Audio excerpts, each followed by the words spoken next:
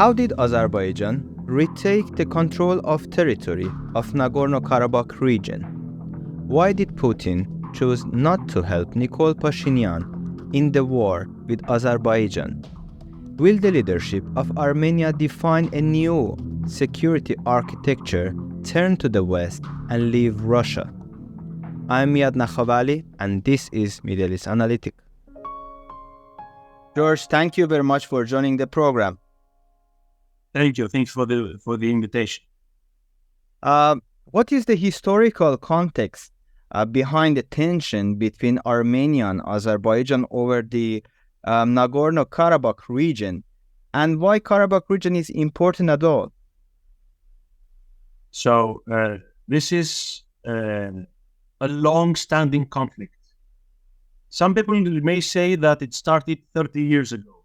35 years ago, but essentially it started 100 years ago, because back then both Armenia and Azerbaijan, which enjoyed a short independence from 1918 to 1920, they both claimed Nagorno Karabakh as their own. So even back then, the region was mostly populated by Armenians. Like 90% of the population was Armenian. However, there were some Azerbaijani populated centers, and most importantly, the region is important for Azerbaijanis too, because it is considered as the heart of the Azerbaijani culture. So for both nations, this region was very important. Although the Soviet Union, when the Soviet Union occupied the Caucasus, it promised to the Armenians that the region would be part of the Soviet Socialist Republic of Armenia. However, in 1921, Joseph Stalin, he arbitrarily considered Nagorno Karabakh Mountains Karabakh, which means Mountains Karabakh, Nagorno Karabakh, as part of the Soviet, the Socialist Soviet Azerbaijani Republic. So the Armenians were dissatisfied, but of course they didn't have the power to alter, to stop the policies of Moscow, which was of course dominating the region. So in 1988. When the Soviet Union started to, it entered its final phase that led to its dissolution, to its collapse, the Karabakh movement started. So the Karabakh movement, what is the Karabakh movement? In the autonomous region of Nagorno Karabakh, which was part of Soviet Azerbaijan, the Armenians started demonstrating, protesting, demanding the union between the Nagorno Karabakh region and Soviet Armenia. So the Azerbaijanis responded by violence, and this violence led to violence. So we had many pogroms and deportations of Armenians from Azerbaijan and from Azerbaijanis from Armenia, and gradually an armed conflict started in the region. It escalated in late 1991, and then we had the involvement of the now independent Republic of Armenia. It was a bloody war, a brutal war, with tens of thousands of deaths and hundreds of thousands of refugees and IDPs from both sides. So the war led to Armenian victory, because back then Azerbaijan was essentially a failed state. It had political instability. It did not have organized armed forces. So it led to Armenian victory and to the de facto independence of Nagorno Karabakh. However, for the last 25 years, the Azerbaijanis had a national campaign and a strategy of reclaiming Nagorno Karabakh. So Azerbaijan has oil and natural gas wealth. They invested this money to modernize their armed forces, to conduct a diplomatic campaign against Armenia. Yeah, we'll get back to that because I want to talk about those actions which actually strengthen the military of Azerbaijan. But before that, can you tell me why Karabakh, beside the pride for each nation about dominance over this region, does it have any natural sources? I mean, strategically, why this region is so important for each side? It's not about natural resources. Of course, there are some mines in the region, there are forests, but it's not about resources and economics. It's about identity and history. So, Right. regarding the Armenians, Karabakh or Artsakh, as we call it in Armenian, it's the heartland of the Armenian history. It was always been part of historical Armenia, and it had an Armenian population, which is important because in many cases the Armenian population in many regions was forced to live during the genocide and in other events. So it's very important for the Armenian nation and the Armenian identity. And regarding the Azerbaijanis, so the Azerbaijanis had an identity crisis. So Nagorno-Karabakh was important for their identity and nation-building process. And Heydar Aliyev, which was the father of the current president of Azerbaijan, so he started claiming that Nagorno-Karabakh is an essential part of the Azerbaijani identity. And he started investing in territorial nationalism. So Nagorno-Karabakh is essential for the state building and the nation building and the identity building of Azerbaijan. So it's about identity and history. Right. It's not about resources. And this is very important. It's like Kosovo. So Kosovo, it's not like it doesn't have many resources of oil, right, or natural gas, or diamonds, or gold, or uranium. But it's important about the history. It's important about identity. It's important for both the Serbs. Although I think Kosovo does have natural resources. Let me get back to Azerbaijan investment in weaponry. We know that Azerbaijan is very close to both Turkey and Israel, and they obtained a huge number of weaponry from both countries. So is that the reason that they could regain the control over Nagorno-Karabakh region? So Azerbaijan is preparing for this war for 25 years. If you see the data from 2010 to 2020, 2020 was the second Karabakh war that was victorious for Azerbaijan. So for a decade, most of the Azerbaijani weapons, like 60% of their weapons, came from Russia. So they bought their weapons from Russia.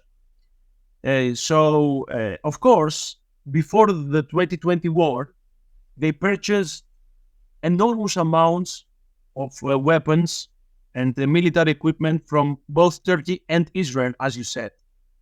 So, of course, the use of modern, technologically advanced Israeli weapons, in particular drones, but also from Turkey, like the legendary Bayraktar TB2 drones. Of course, they were important, but it was not, in my point of view, the game changer, because Azerbaijan was investing in modernizing its military for 20 years, while Armenia, it continued having a military dogma, a military doctrine, which was from the 1990s. Why is that So so? I mean, why Armenia? Because they could monitor this, like, okay, this neighbor next to us is heavily investing in weaponry. For sure, they have some plans. So how come Armenia ignored the fact that, okay, next step will be the dominance over the Karabakh region? How come the leadership in Armenia was so naive? So there are three reasons for that.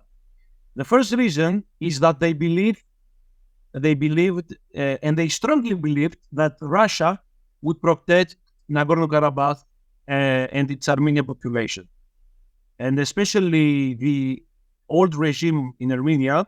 It was pro-Russian, and President Kocharyan was a personal friend of Putin's. So this is the first reason.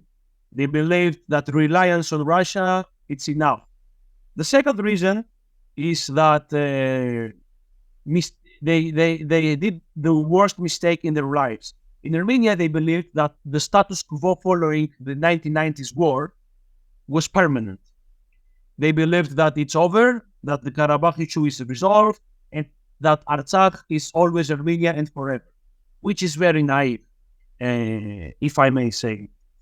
And the third reason is that, unfortunately, corruption in Armenia, and in the diaspora, the Armenian diaspora, which is quite strong, it sent billions of dollars to Armenia to invest in its weaponry and to invest in Artsakh, in Nagorno Karabakh.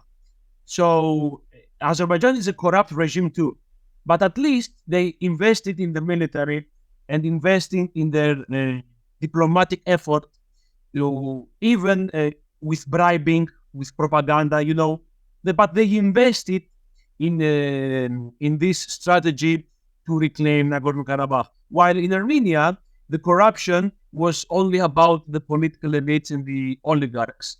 So they did not want to invest in the military. They didn't want to invest in the infrastructure in the unrecognized Nagorno Karabakh Republic.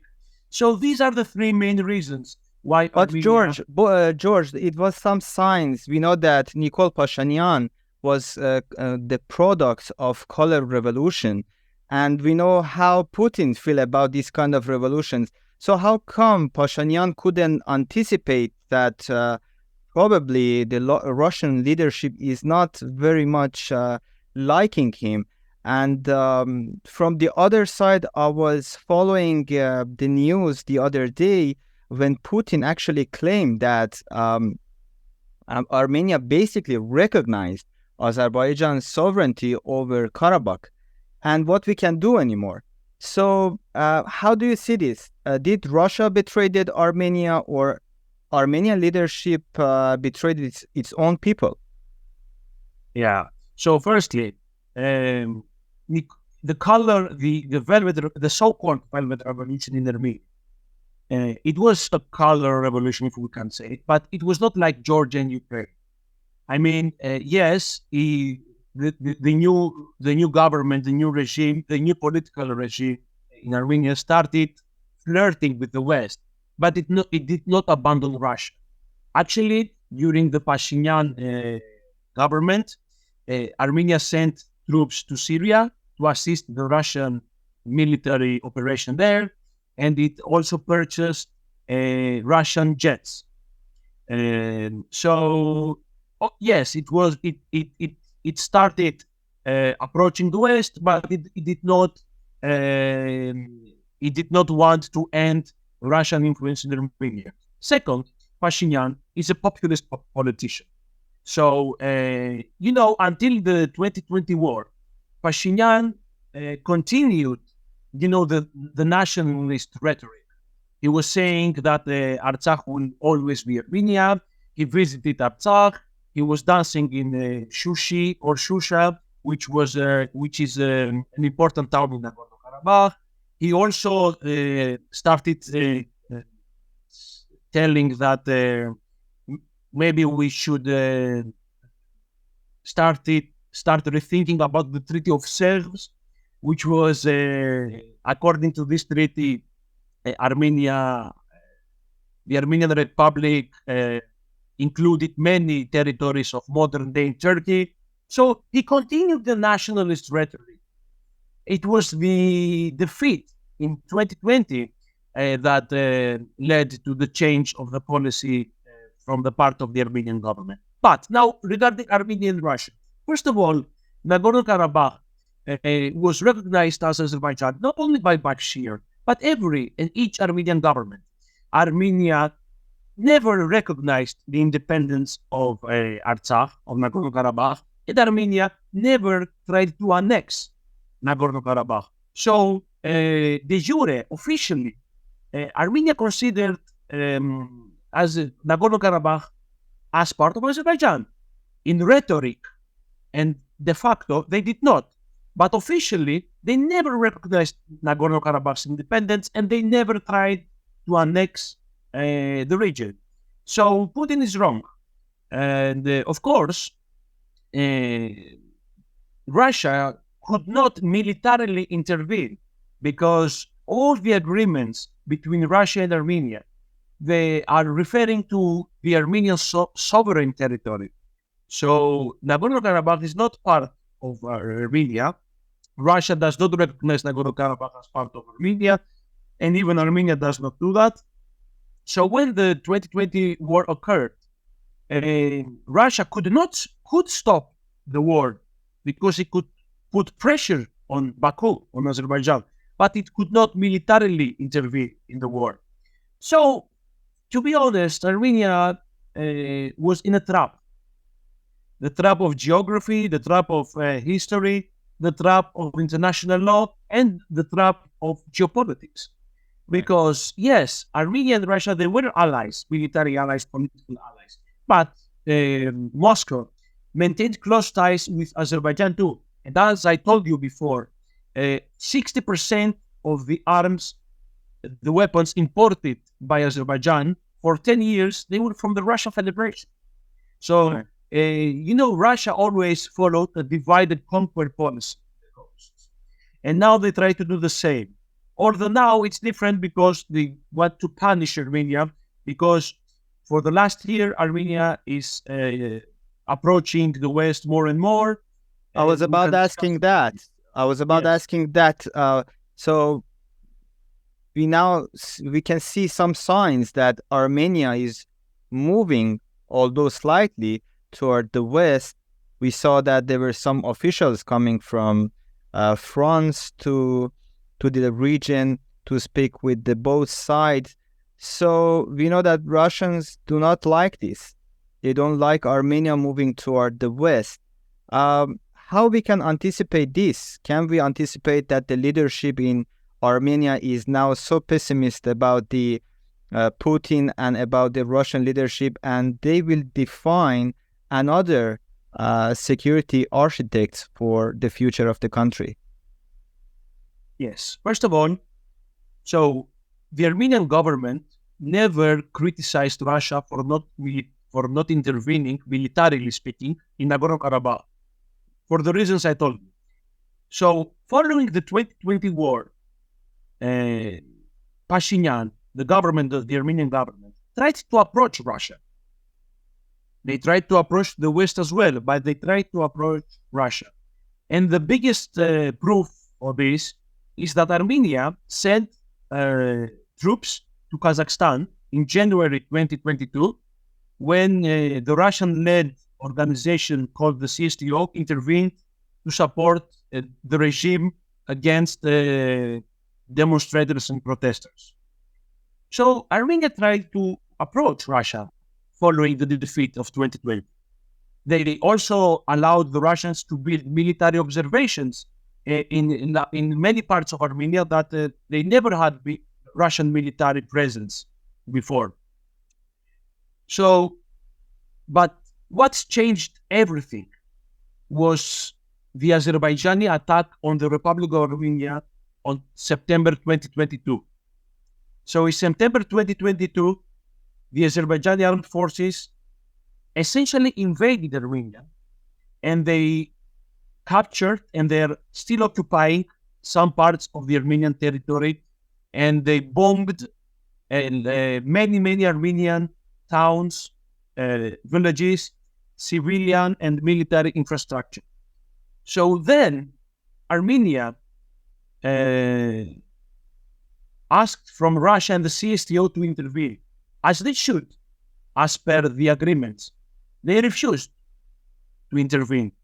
They refused to follow the procedure to protect fellow member state. Why? Against Why did refuse? Okay, so regarding not Russia, the rest of the CSTO members, all of the CSTO members, Kazakhstan, Kyrgyzstan, Tajikistan, and Belarus, they maintain very close ties with Azerbaijan. So they have allied relations with Azerbaijan. And Russia, first of all, it did not want to attack Azerbaijan because it also maintained close relations. And they are afraid that if they attack Azerbaijan, the West will intervene. Let's not forget that we have the ongoing war in Ukraine. Right. So this is part of a bigger picture. And of course, Putin, it seems that Putin wanted to have Pashinyan removed. That is why he did not intervene. So following September 2022, this was the red flag for Armenia, for the Armenian political elite. So they started moving away from Russia and started approaching the West. Also, they were dissatisfied with the Russian inactiveness during the blockade of Nagorno Karabakh. So in December 2022, the Azerbaijanis imposed a blockade on Nagorno Karabakh because they closed the only road that connects the region to Armenia for 9 months. So this blockade led the population to the brink of starvation. Right. In Nagorno Karabakh. So there, the Russian peacekeeping mission, they did nothing. They did nothing. And they should do, because as per the agreement, the trilateral agreement of 2020, the Lachin corridor, which is the road that connects Armenia to Nagorno Karabakh, it was supposed to be under Russian control. So they did. No, sorry for interruption. I have 3 more very important questions, and I want to address them together with you. Tell me about the war between Russia and Ukraine. Okay, many analysts are, analyzing that the war between Russia and Ukraine made this perfect opportunity for Azerbaijan to take over the region. Is that so? Because Russia was so busy with Ukraine, because from what I understand from your side, no matter what, in 2020 there was no war between Russia and Ukraine, and Russians did nothing about this region. So how do you connect this? How do you understand this? Do you connect the war with the takeover the region or not? First of all, there is a major difference between 2020 and 2023. In 2020, there was no Russian peacekeeping mission in Nagorno-Karabakh. So they couldn't do much. But now there is still, right? There is a Russian mission in Nagorno-Karabakh, and they could prevent this. So it's obvious, and no matter whether someone supports Russia or it's against Russia, he or she can understand that the latest attack on Nagorno-Karabakh was in coordination with Russia. Mm-hmm. That is why the Russian mission did not intervene. And a few Russian soldiers died, but it was an accident. And now Aliyev apologized to Putin, and the responsible soldiers are detained now in Azerbaijan. So this is the big difference between 2020 and 2023. Now, regarding Ukraine, certainly it has played a role, okay? Because now Russia is more fragile, and it's quite concerned about its influence and its position in the Caucasus.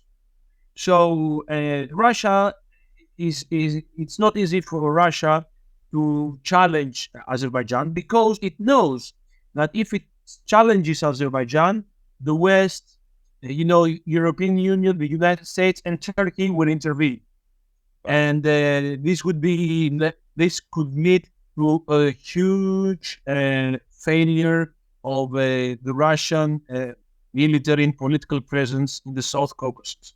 So yes, it has certainly played a role, but it's not the only thing that has played a role, because the rift between Armenian and Russian relations has also played a role. And the fact that Azerbaijan, it is important for Russia to evade sanctions, to connect Russia with Iran and India via the north-south transport corridor. So Azerbaijan is important for Russia. Right. And so they didn't want to challenge Azerbaijan, and at the same time they wanted to punish Pashinyan. Okay, let's get back to Iran. You mentioned Iran. We know that Iran is very unhappy about what is going on. There were some meetings between Iranian officials and Armenian officials. Iran has been claiming many times that it will not allow any modification in the borders. We know they are so worried about the closure of Lachin corridor. We know that now there is another corridor which is going to be in function maybe in the coming month. Zangezur, I think, is the name of the corridor. How do you see the role of Iran? Is Iran in the place to say that they will not allow any change in the borders? And we also know that the leader of Iran, Ali Khamenei, has been saying that it's a red line for Iran to change, to allow any change in its border, especially with Armenia.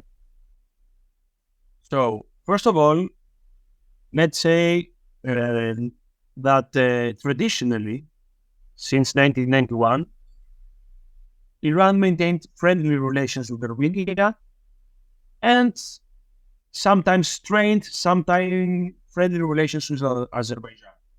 The main problem of Iran is the strategic partnership between Iran and Israel. So the Iranians know that Israel uses Azerbaijani soil to conduct operations, sabotage operations, and other kind of hybrid attacks against Iran, against Iranian nuclear or military infrastructure. So this is very concerning for Iran. Now, Iran has made it clear that it would never allow the alteration of the borders in the Caucasus. First of all, Iran is a supporter of territorial integrity. That is why it did not support Armenia in the war in Nagorno Karabakh, because Iran is terrified of separatist movements, because it has all these minorities on the border. They have Baluchistan, they have the Azerbaijanis, the Kurds, etc.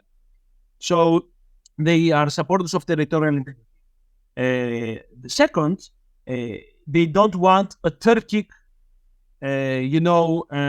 crescent on top of on the northern side of their border, because they are afraid of pan-Turkism, and because of the huge Azeri minority in northern Iran. So it's Israel, territorial integrity against pan-Turkism. And the fourth reason is that Armenia is the only way for Iran to reach the Black Sea as an alternative, route for Iranian commerce in Europe, and not only Europe. So it's important. Armenia is very important for Iranian interests. It's not about friendship. In international relations, there are no friends. It's about interests. And the occupation of southern Armenia by Azerbaijan, if it will happen, it's a red line for Iran, because it will further isolate Iran. Iran is already isolated with the Western sanctions, and all this stuff. And in the Persian Gulf, with the presence of the Americans, the Israelis, the Arabs, it's isolated. So they don't want further isolation. That is why Iran will intervene if Azerbaijan invades southern Armenia. Okay. In 3 minutes, can you tell me what do we know about the ceasefire in Karabakh region and what potential agreements may result from the next discussions? So the ceasefire agreement in Karabakh holds because there are no Armenians left in Nagorno Karabakh. So 99% of the Armenians left. They went to Armenia. It was a forced deportation. A few has remained, some elderly, some, handicapped, and some people that they are searching for their dead relatives and all the stuff. So the Karabakh issue is resolved forever by force, not by diplomacy, not by negotiations. Now there are some issues between Armenia and Azerbaijan. The first one is the corridor in southern Armenia. So Armenia wants to, it's okay with unblocking the routes, the transportation and economic routes, but they don't want a corridor because the corridor that Azerbaijan and Turkey ask, it challenges Armenian sovereignty over southern Armenia. And there are some other issues too. The demarcation process for the Armenian-Azerbaijani border, the militarization of the border, some other issues. But we see that now Azerbaijan is following an irredentist agenda. Until 2020, it was not irredentist, it was pro-territorial integrity. Now it's irredentist. And this is problematic for future negotiations. The main problem, to conclude, between the Armenia-Azerbaijan peace process is that now that Azerbaijan has the upper hand, and no one doubts it, that Azerbaijan has the upper hand. They want to impose a peace treaty to Armenia. They want Armenia's capitulation, which is wrong. And when Armenia had the upper hand for 30 years, they did not compromise. It was also wrong.